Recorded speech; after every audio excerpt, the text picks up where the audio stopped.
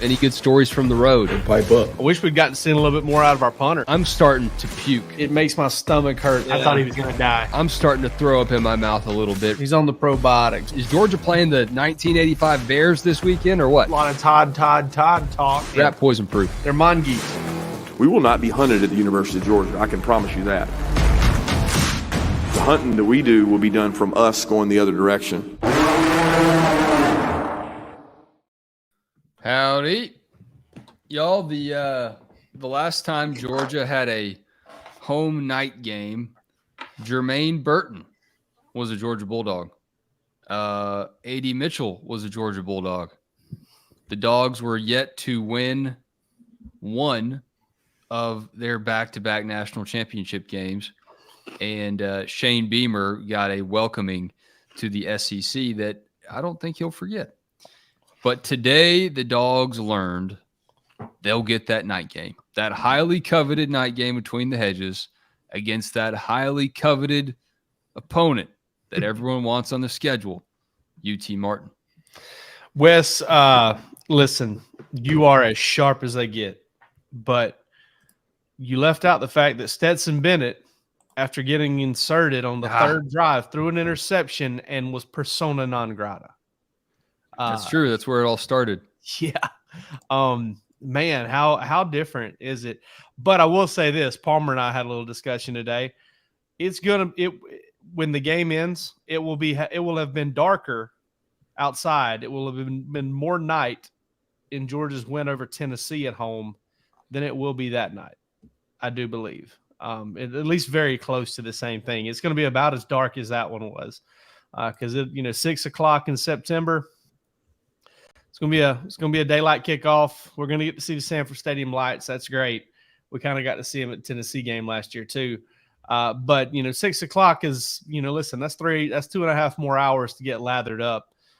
Even though it won't live up to the thing. But ultimately, what it comes down to is the recruiting aspect. It comes to like, all right, listen, this is your opener. You can get some guys in town. They played Friday night ball the week before. They can get in around, noon or 1 o'clock as opposed to having to try and get in early.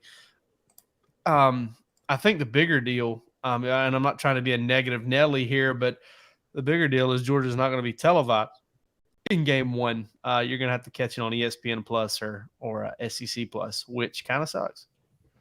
Yeah, that's a bummer for sure. But the lather up aspect now with the Dogs coming back, they've got the back-to-back national championship glow coming in, and you see Jamon Dumas-Johnson's tweet here on the screen for our video viewers, night game 2023. I think that encapsulates the buzz that a lot of Georgia fans have for this. It's one of those things that's in the background. It's hard to imagine that Georgia fans could really want much else after the last 2 seasons and all that hardware coming home to Athens. But this is one of those things, hey, some Bulldog beggars out there want to be choosers, and I don't blame them. Sanford Stadium is more fun at night, especially when you are winning. There have been some tough night games between the hedges when Georgia wasn't that good.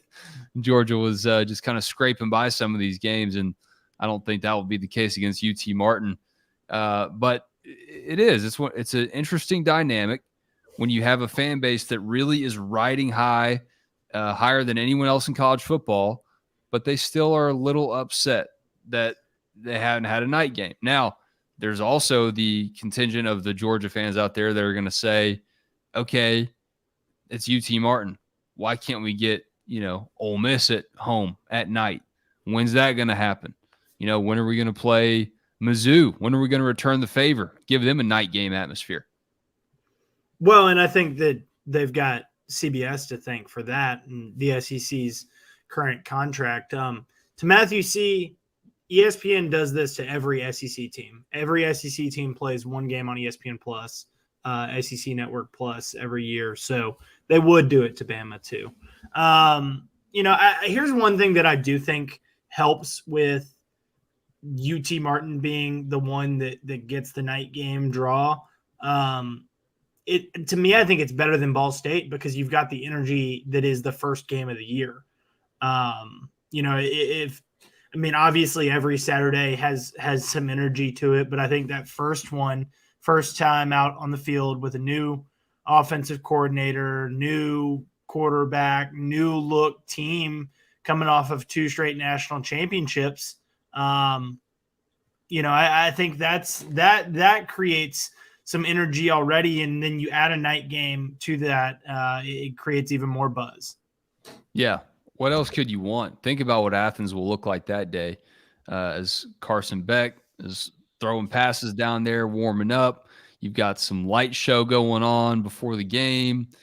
I don't think anyone will care at that point that it's only UT Martin. I think people will be pretty electric. The atmosphere will be fired up, and it's going to be a fun night in Athens.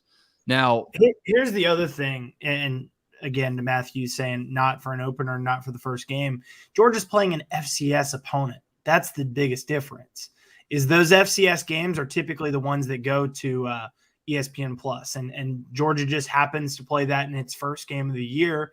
If I'm not mistaken, that Charleston Southern game a couple years ago, 2021 season, senior day, Georgia was going for, had a perfect season going, number 1 team in the country. That was on ESPN Plus. That's when Jordan Davis scored a touchdown. Yeah. I can't remember which one it was last year. Quite frankly, I'm drawing a blank on who Georgia played in the non-conference other than Oregon and Georgia Tech. Kent State, I think, was the one that was on ESPN Plus, and that one's forgettable. That was probably for the better. Who was the other non-conference team that they played? Kent State, Georgia Tech, Oregon, Samford might have been that game because that might have been it, and they're an FCS opponent.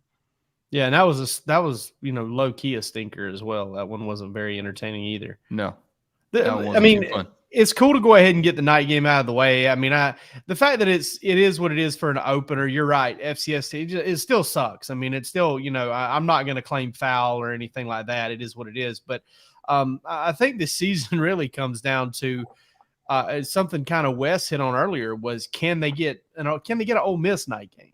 Is that possible? I don't know what the schedule looks like that day, but that would be a fun night game, man. That would be a very fun night game.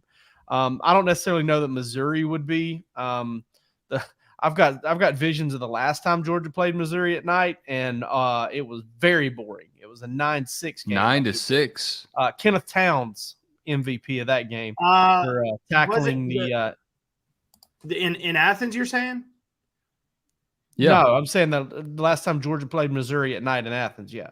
The 2019. There was a night game. Yeah, you're right. That was in there. Yeah. That one was actually very entertaining. But George Pickens had a huge game, if I remember correctly. Georgia and Missouri low key play a lot at night. They've played a couple times there at night, and I think they've played 3 times in Athens at night. Because if I'm not mistaken, maybe the 2017 game was also there at night because Drew Lock threw a couple long touchdowns. Mecole Hardman had a couple touchdowns. So you're wrong. Jake. You're just wrong. Well, that's the last one. The one I remember most was that 9-6 game where Kenneth Towns had to tackle a dude on the opening drive after an interception, and that basically saved the ball game. Georgia, the SEC schedule on that Saturday that Georgia and Ole Miss play. You tell me if one of these stands out as the 3:30 CBS game. Auburn at Arkansas. Yes. Alabama at Kentucky. Florida at LSU. Tennessee at Missouri.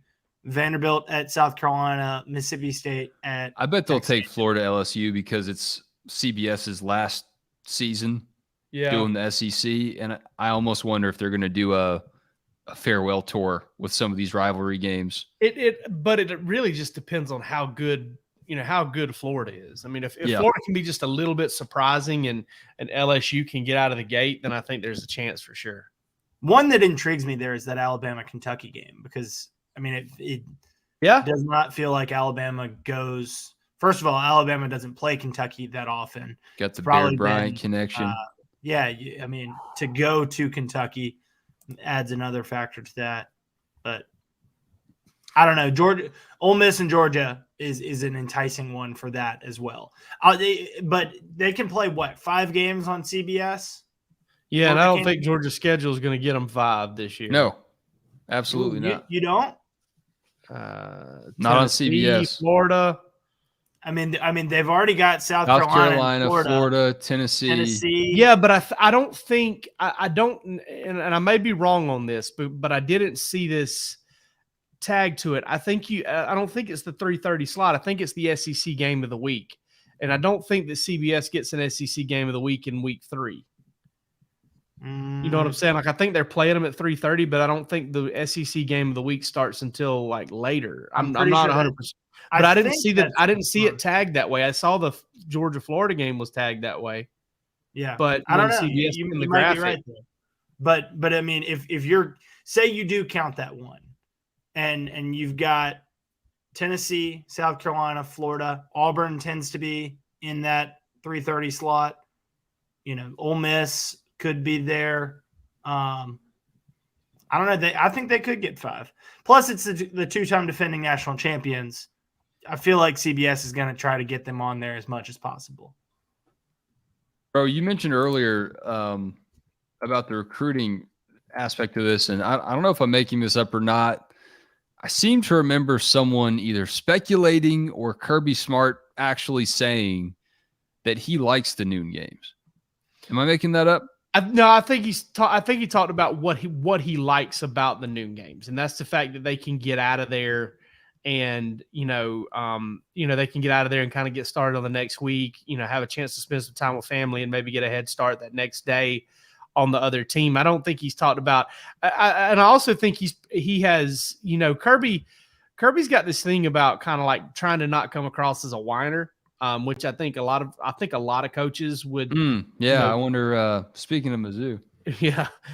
Well, I think some of what he said was maybe taken out of context. I agree. We'll get to that, but so I think he has talked about for the official visitors, it's a good thing because you get out of there, you get to spend the evening. If you've got some official visitors in town, you get to hang out with those guys and maybe get more quality time with them than you normally would. And there's some other benefits to it as well. But I also seem to recall him bringing up the fact that, it's a little easier sometimes to get guys on the campus and to have a bigger group if you're dealing with, if you've got a later kickoff. And if you're talking about, UT Martin and the season opener, you probably are dealing with that type of situation. You probably don't have any official visitors in town. And you're not really worried about getting a head start on, I don't know, maybe he is getting a head start on Ball State. So, I could see them being pretty elated with a later kickoff their open weekend. Because there aren't really any other big time games in town, or close by that Georgia has to compete with. Not a ton of them. So, it wouldn't be a bad time to be able to get some guys on campus to start the season and capitalize on some of that energy. I just asked this in the comments section before we move on. What's the best night game you ever attended at Sanford Stadium? A lot to pick from. I don't know if it's the best, but one of the most memorable moments was when Bakari Rambo got knocked out against Auburn, and the whole stadium was just chanting Rambo, Rambo, Rambo. I think that was 2009. That was the first one that came to mind for me. The blackout game was obviously awesome. Wrapped up at night too. Notre Dame. Yep. Yeah, I would say, the Notre Dame one's a big one. The blackout game's a big one. The Mississippi State game, flea flicker on the first play. Yep. Is another big one. That Rambo one, though, definitely sticks out. I think that was the first game I ever went to with my wife. We were dating at the time, and she fell asleep in the second quarter. So, and my buddy Dale Spivey, who I was just talking to earlier today about our YouTube channel. He's got a twin brother. Get in here, Dale. Dale's got a twin brother named Kale, by the way. Dale and Kale Spivey. You're kidding me. Yeah, you want to throw that in Coffee Town? Feel free. Yeah. But Dale actually walked into that game with a red Powerade squirt bottle about yay high, about a foot tall, in his back pocket, and it was full of Crown. And nobody said a word to him. And that dude's in the third quarter just spraying Crown straight into his mouth. It was pretty incredible. Oh, it was like it was a squirt top. Yeah, it was one of those. Oh my gosh. And I think he took most of the thing down. Dale's a big old boy. Is this the Go UG guy you've told No, me about? that's my man Giles Garrison. That's Hurricane Giles. Hurricane Giles, baby. Let's get to these spring meetings. Kirby Smart speaking, and like you said, Jake, he doesn't want to whine. He just wants to get in, get out, not wasting too much time on the beach. He's just saying what he needs to say. And today, someone asked him about Bama. I don't know why it's still coming up. I guess it's always going to come up. But Kirby's answer, I'll admit I haven't listened to it audibly. I'm just reading the quotes, so y'all can fill me in on what his body language was like. But he said, compare Georgia to Alabama. He said, I don't hear that a lot.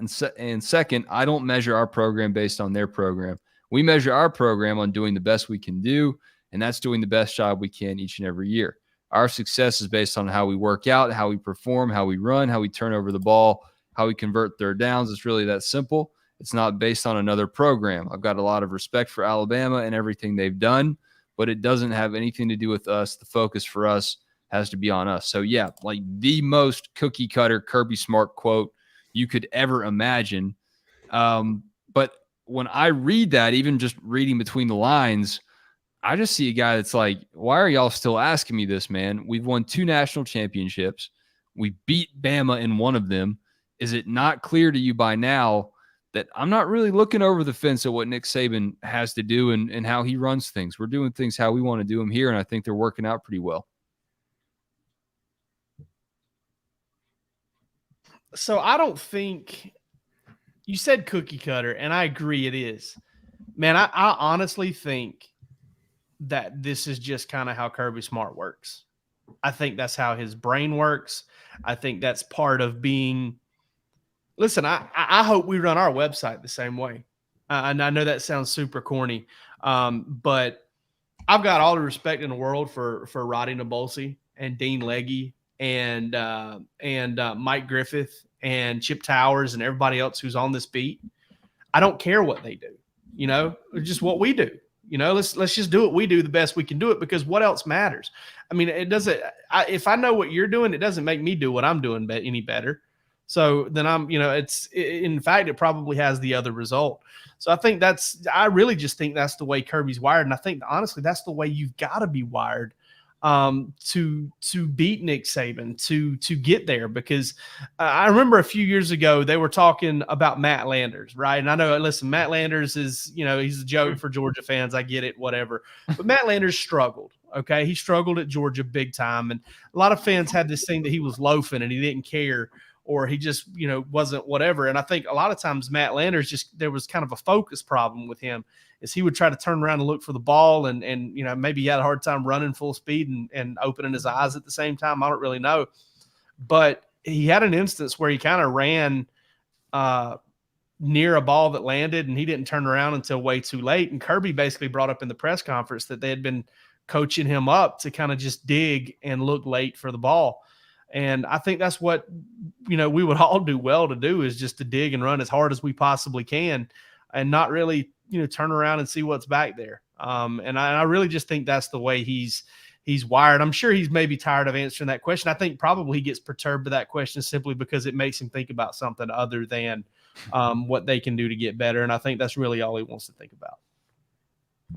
Yeah, I mean, I do agree that he probably doesn't care, because and I wrote a story on it and added a little bit of opinion, I guess, and is that Georgia doesn't have Alabama on its schedule this year, and there's no reason to worry about what Alabama's doing on a daily basis. You control what you can control. You take care of your own business. And if your, business crosses paths with their business, then so be it. And that's when you worry about what they're doing and what they've got going on, across a state line. But I think in the world of recruiting, obviously, people cross paths a lot more.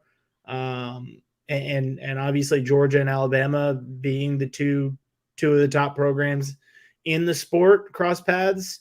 But I think that Kirby obviously has a lot of respect for Nick Saban. He in another answer, he was talking about Georgia, the SEC and the scheduling, and was saying, I don't really know why people get all worked up about who they're going to play, because if you look over the course of the last 10, 20, 30 years, it's pretty cyclical with the exception of what Nick is doing. So obviously he has a ton of respect for Nick Saban. It's not a disrespect thing of, oh, we're not concerned about them at all. I just think that he knows that they might cross paths, they might not. And unless they're going to cross paths, he doesn't need to, concern himself over Alabama and comparing Georgia to Alabama. Speaking of Saban and all this and all the scheduling, I did find it interesting that Saban is kind of, at least from the outside looking in, seems like he's kind of been leading the charge in this anti-9-game SEC scheduling deal. And Jake Rowe and I spoke about this earlier this week for On3's YouTube channel about the Auburn game specifically. But the other nugget out of that is that Georgia is okay with playing 9-game SEC schedule. And I don't know. I guess Saban really will go down until the very end, letting his voice be heard about this job and about the way it should look and about the way that Alabama's schedule should look. And if anyone thinks he's close to retiring, and I think he is probably within the next 2 to 3 years, he's proven me wrong before on that before, but he's not going to quit, man. He's going to let you know, I don't want to play 9 games. I want to play 8. On the flip side of that, Kirby's like, hey, however many teams you want us to play, let's do it. I would just love to get them in a moment of candor, like to really know exactly how they feel, because I do think that, on top of this whole hyper focus, how can we get better? How can we do it better? All of that stuff. I do think there's also a constant, what can I do to give my program a leg up in these situations? And, I don't know. I don't always think it's genuine. I don't always think it's real. And that's not me cracking on Nick Saban right here. I'm not faulting him one bit, but is there a bigger game at play here for him? Is there a bigger game at play for Kirby blowing it off, right? Everybody's got a purpose for the way they do it. And I just don't necessarily know. I'll give Eli Drinkowitz a little bit of credit here. When he talks, I get the feeling that he's actually sharing exactly how he feels, because sometimes I hate hearing it. Like I absolutely despise hearing it. So, and so he ruffles feathers with the way he talks a little bit. And I think there's an end game for Kirby, for Nick Saban, because they've shown us many, many times before. Sorry, I had a little gnat flying around here. They've shown us many, many times before. I thought you're doing that for emphasis. I don't know. Yeah, baby. But they've shown us so many times they'll do whatever it takes to give their program an edge. And most of the time, the vast majority of the time, this side of the good side of the ethical line. So the game within the game. Well, let's talk about Drinkwitz, man. I mean, he got on Feinbaum today and was a little defensive about it, and I didn't think he needed to even do it. I didn't think he needed to be defensive about anything that he said, because he's not wrong to bring up the fact that his brother-in-law, the pediatrician, I mean, that's what I love about the SEC, though, is that you're going to have these memes even out of the driest press availabilities you can think of at SEC Media Days, and now we got one. Eli Drinkwitz's brother-in-law, who's a pediatrician, doesn't make as much money as some of his players do through NIL. Okay. I swear to God, every time you say his brother-in-law, who's a pediatrician, yeah, it's just it's the repetitive stuff. My like Marcel Ozuna from the Braves. Yeah, right. My sister-in-law is a pediatrician. So my brother-in-law is a primary care physician, or an internist, one or the other. I hope I didn't get that wrong, but I mean, I look at the full context of what he said, and it wasn't that bad. I don't think Ross Dillinger, who put that out, I mean, listen, we had Ross on Bark After Dark. I believe today's Ross's birthday as well. Happy birthday, Ross. I hope you're watching. You're probably not. I wouldn't if I were you.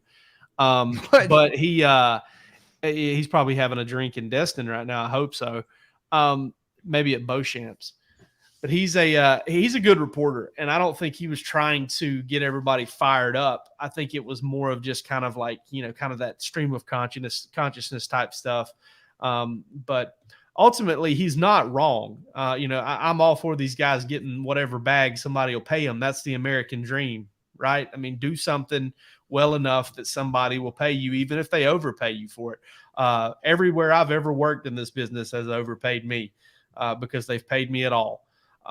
So that's just kind of the way that works. And so if you can get somebody to give you a bag of cash for doing something, you should. But at the end of the day, he's not wrong about the fact that it's out of control and it's really weird and there's market corrections. And honestly, I think, I heard a story the other day, and I don't really want to get into the nuts and bolts. So I think I'd probably give it away. But I heard a story the other day where basically a coaching staff they lost out on a kid because the market correction there was a market correction on how much these guys were going to be able to make or how much this kid was going to be able to make. And it kind of flowed through that staff first. They were the ones that kind of almost had to break the news like, hey, you're not going to get this amount of money. And it just rubbed them the wrong way and they're out. They're done. And so now he's going to go, he's going to be able to deal better with that market correction because he's mad at the messenger who kind of, pushed it off on him. So, I mean, it's really weird on some of these schools and what they have to deal with. So, listen, he makes a lot of money to deal with those problems. I'm not playing a little violin for the man, but I do think his things were caught out, taken out of context. And, at this point I feel bad for his brother, who's a pediatrician. I mean, can you imagine the business implications of this, of all I don't know where his brother works or lives, but if anyone knows, and they're a booster, North Carolina, baby. they're gonna be looking at him and they're gonna be saying, hey man, you don't make as much as a college football player. It's not as embarrassing as it probably used to be, or not as outlandish. It's probably been true for a while. There's 18-year-olds making more than you. You cannot prescribe my child amoxicillin. A quick Google search pops up his name. I just pulled up Breaking T, and I accidentally just went to their homepage, and look who's right there on the front. Is it me? No. Oh shit. Is it Barrett Salee? Barrett Salee is just chilling right there. Yeah. And some Braves gear. Oh. Let's get to that's Taker's music. Hey, at least they didn't get swept by the A's. I was just looking in the queue over here and who just arrived, so that's Taker's music. Oh, I didn't hear Mountain Jake pop in there. My God. What happened to your hair, man? This is like a Samson and Delilah thing. I hope our show doesn't tank now. Is there a mullet back there? No, I got it. Well, a little bit. It's a little. I still got a little bit of party in the back. I got. It reminded me of the John Clayton "This Is Sports Center." Rest in Done peace. with my segment.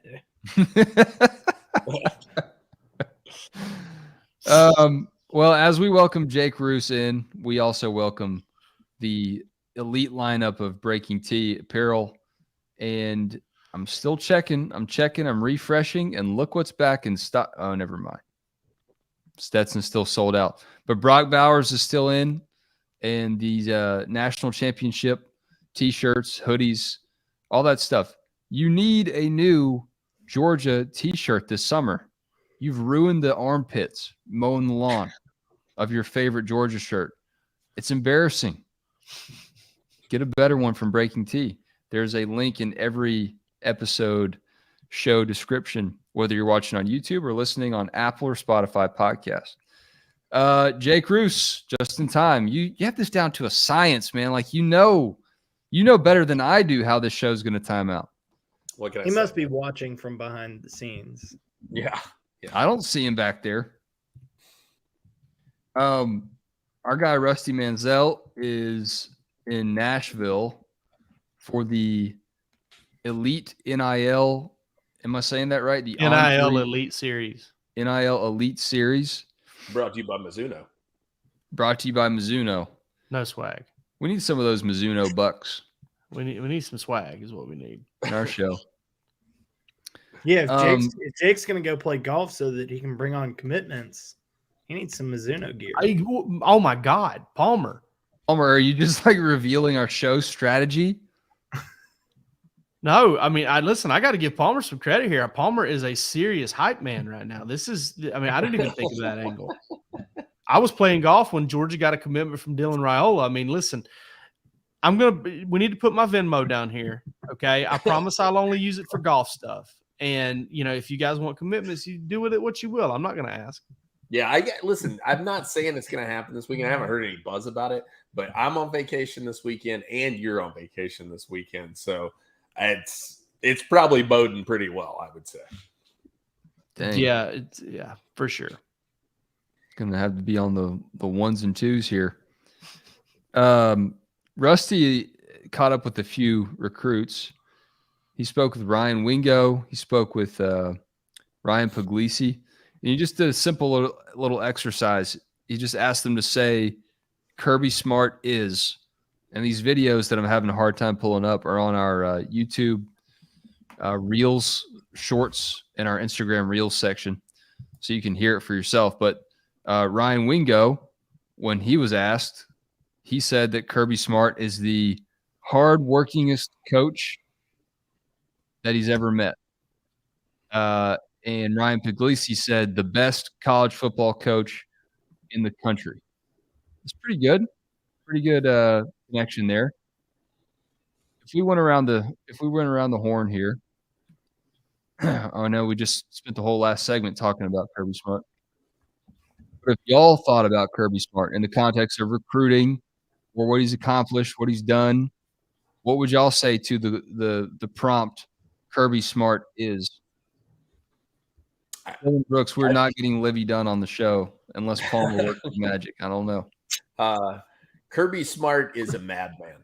That's what I would say. He is a madman. He is a crazy person. I mean, he is.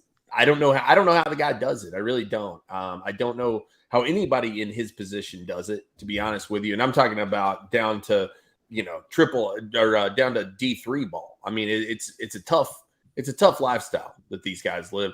I don't know how anybody does it at the level that Kirby Smart does it, though, which is just maniacal in recruiting, involved in every single aspect of everything. There's just no hands off to the guy. And I think that is why I have to say he's a madman, because I ain't cut from that cloth, brother. No. I mean, along those same lines, I'll say Kirby Smart is a creator of culture, and that's with his players and his coaches and everybody that's involved in the organization. I mean, I think that you just, go. I mean, I'm as I look across the room, I see my credential from the NFL Combine, and hearing from those guys that went pro this past year, there is a very common theme of culture and connection. And, if you look at the coaches, and we always hear, well, it might be hard to coach under Nick Saban or coach, work for Kirby Smart or whatever. In order to do that, he's got to have a buy-in that he's created and a culture of hard work that he's created to, build those recruiting classes, to be a madman on the recruiting trail. So I'll say he's a creator of culture. I'm going to say Kirby Smart is the most paranoid man this side of Professor John Nash. A beautiful just mind. Looking out the blinds of the Butts-Mehre building. Yeah, that is one paranoid man. But it works. He's awesome. I mean, he's a great coach, and listen, he doesn't make it easy to cover his football team. I can tell you that. There's nothing easy about that, and he does an incredible job, and that paranoia pays off somehow, some way. they let us watch a few practices this spring. I don't, and I watched their chances of a three-peat dwindle because of it, I guess. But no, I mean, listen, it bothers me a little, and then it doesn't. I mean, like we get to see the team a little bit. I'm kind of glad we don't get to watch him every Monday, Tuesday, and Wednesday all season long like we did in 2016 and 2017. Because ultimately, I like to be able to, get home and do whatever I've got to do. But he's a paranoid dude. He's worried about losing that edge. I think it's almost like that whole adage that you got to hate losing more than you hate winning, or more than you love winning. I think Kirby is much more worried about losing that edge than maybe he is even gaining that edge. He doesn't want to lose any of the edge he's gotten. He would rather, if he had to pick staying where he's at or getting more, I think he would probably pick staying where he's at and risk not losing any more than where he's at, because that's where that paranoia comes from. And but he's definitely got plenty of that. I'll say Kirby Smart is flexible. And look, you look at that guy on the screen right there. I'm not talking about him doing yoga. I'm just talking about. Although we have seen that before. Did he actually do yoga, or did he just? Yeah, he was there doing yoga during the. He actually did it. Yeah. Man, he did that. Not the entire thing, and maybe he was just doing it for when the media was in there. But yeah, he did a little bit. Well, I just mean everybody was nimble. just doing yoga while the media was there. That was the whole point. That was the only time anyone was doing yoga, was when the media was watching. Yeah, I remember that day. My man vividly. Kirby was out there just wallowing around. Okay? he was Roos. He was bear cubbing. Yeah, he was bear cubbing out there. Yeah, I believe the pose in yoga is called Happy Baby. You just roll around on the ground. But he's nimble, man. He's he is taking the lemons of everything we've talked about on the show, really, of college football, of the NIL deal that people hate, and the crazy aspects of the game, and he's not complaining about it. I don't think he's necessarily happy about all of it, but he knows that he has to maintain that edge, and that's important because look what's coming down the pipes in the sport. You've just got more changes year in and year out, and compared to last summer, this summer feels pretty tame. We don't have all this ruckus, at least in the SEC, about the conference expansion, about Jimbo and Nick Saban going at each other's throats. It's a pretty calm summer. Maybe it's this calm before the storm, before Texas and Oklahoma show up. But as long as Kirby can maintain that edge and can maintain that ability to be nimble, I think that bodes well for Georgia as the sport just continues to grow and change. You've already seen that he can roll with the punches, and that's a big deal. Dylan Brooks asking some is it gastronomical? Yes. Well, that's food related. Is the gut a product of food or beer? I don't know if you're asking for Kirby or just in general. Or us. I mean, mine. I can tell you where mine comes from, but I don't think that microwave behind you. Yes, no question. It's more like the refrigerator. The refrigerator. Yeah.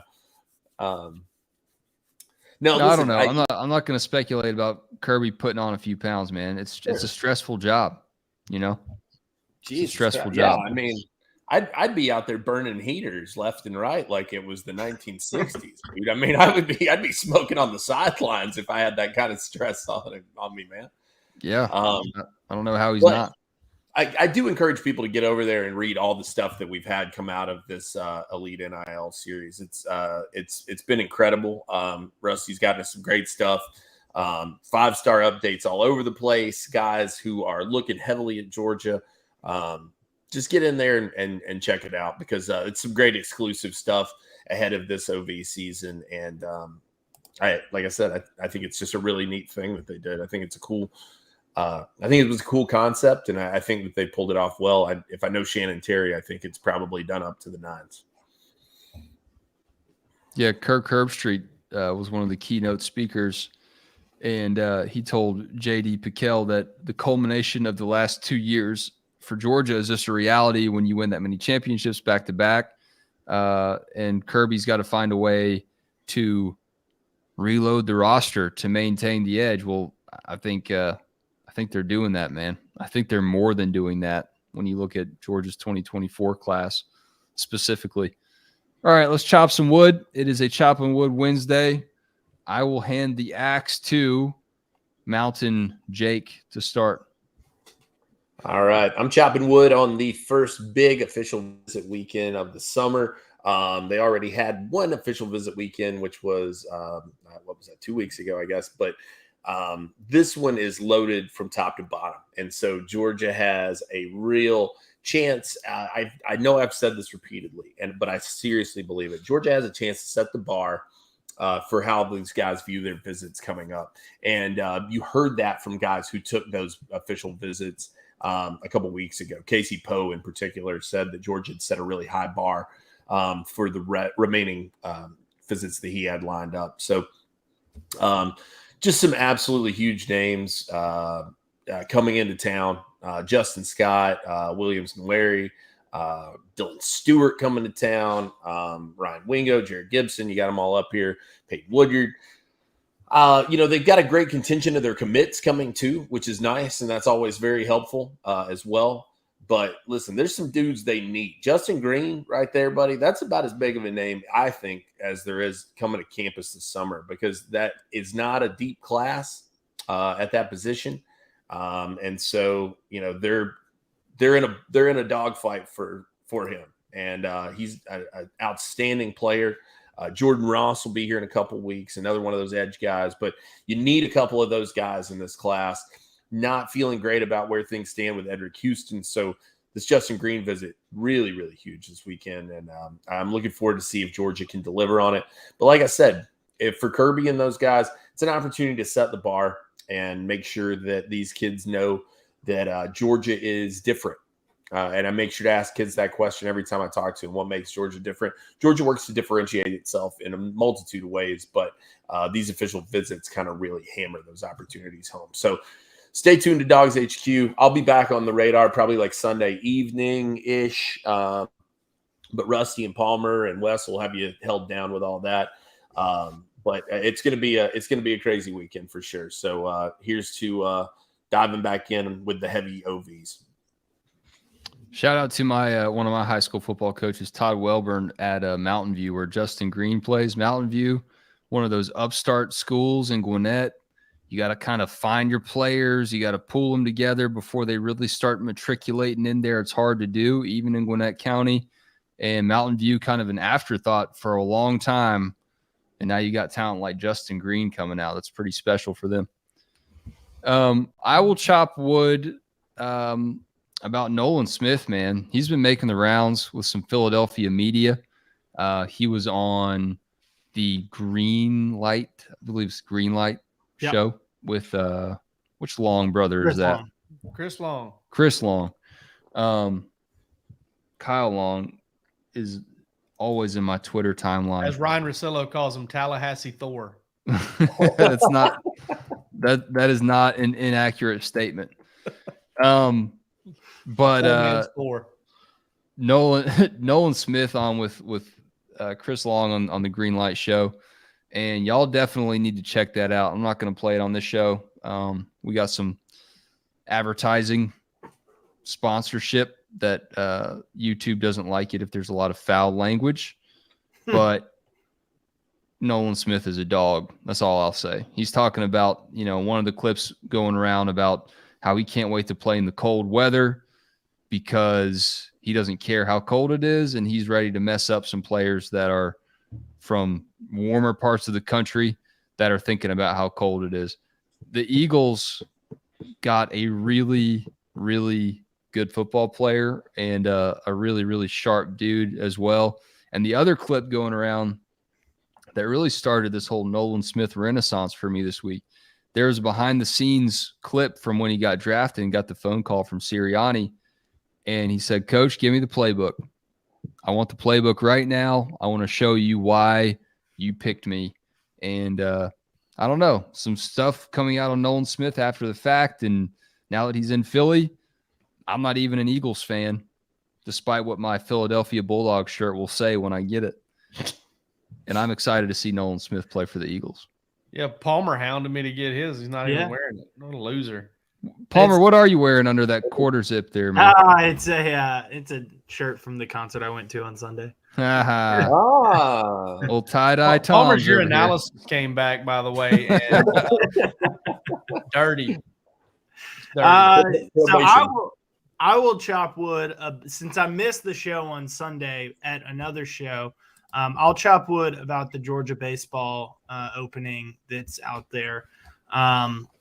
Don't know if y'all discussed it, but I do. A little bit. It didn't feel right without you, though. Yeah, I'm sure it didn't.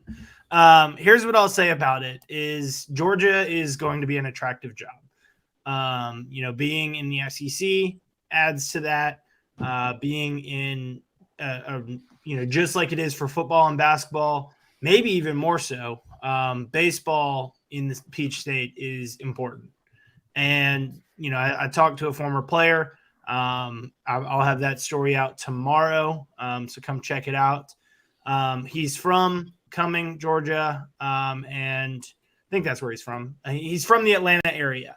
Let's put it that way. And he, made the point. He said, look, I think you could create a team of just Georgia players and really compete in the SEC, because you look around the SEC and a lot of the guys that are competing and excelling for other programs are from Georgia. So, that's something that makes this Georgia opening attractive.